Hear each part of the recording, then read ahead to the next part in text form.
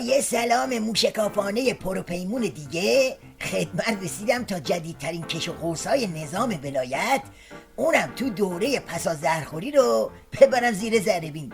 این بار میخوایم از شیخ پری شروع کنیم که کارش شده تبلیغ زهرخوری و حلوا کردن برجام.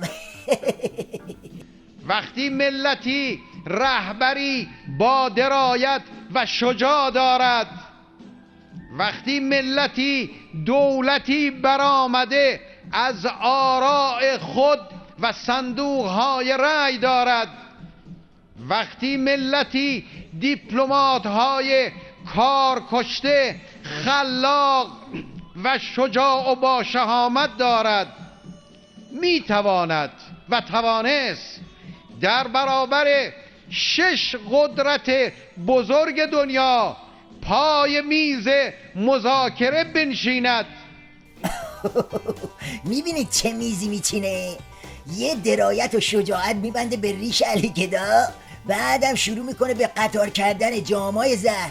طرف اومده به مناسبت سالگرد جنگ خمینی ساخته حرف بزنه، اما همون اول کار همه چی رو با یه من سیلیشون میچسبونه به میز مذاکره.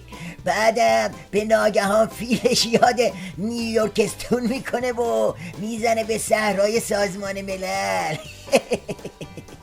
70 سال از این سازمان ملل گذشته است.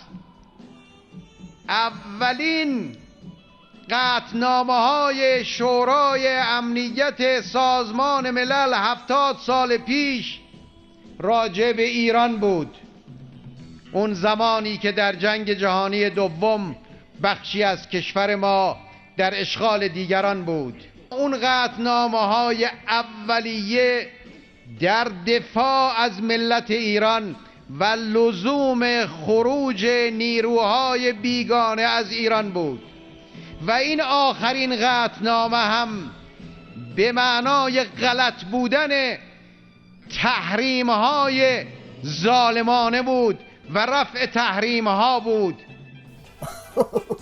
بگی منو ببینید، برای اینکه قطعنامه شورای امنیت و زهر وارده رو عسل جا بزنه چه سغرا کبرایی میچینه.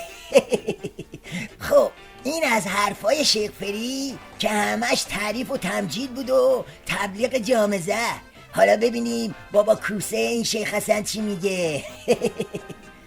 ما این ضربه هایی که بهمون وارد شد این 8 سال رو نگفتیم، چیزای ظاهرش که مردم میفهمن یه کمی تذکر داده باشه.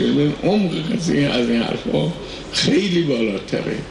ما هستیم که باید دلمون برای خودمون بسوزه. ما ببینیم آدمایی وجود دارن به اسم انقلاب، به اسم اسلام، به اسم همین چیزایی که شعارهای اینطوری دارن سنگ اندازی میکنن تو کار. خب به این میگن تقسیم کار اعتدالی بین کوسه ارتحالی و شیخ پری باقالی. قرارشون اینه که شیخ پری از دولت بنفش و زهرخوریاش تعریف کنه، کوسه هم جسم ناقص عظما رو گاز بگیره. این ارنج تیم جام زهریا واسه قلومبا کردن انتخاباته. حالا بشنوید از دلواپسان ولایت مدار که اقتصاد در و داغون شیخ حسن رو زیر ضرب گرفتن و اینجوری باهاش تصفیه حساب میکنن.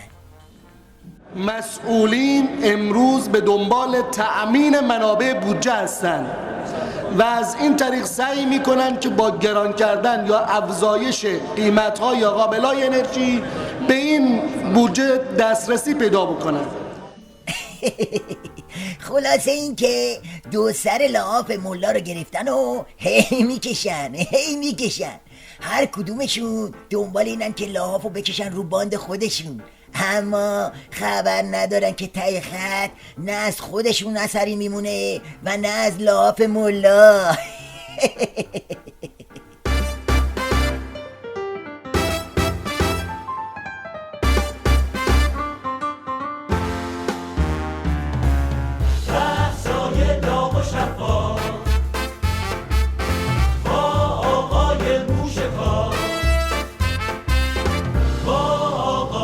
موشکار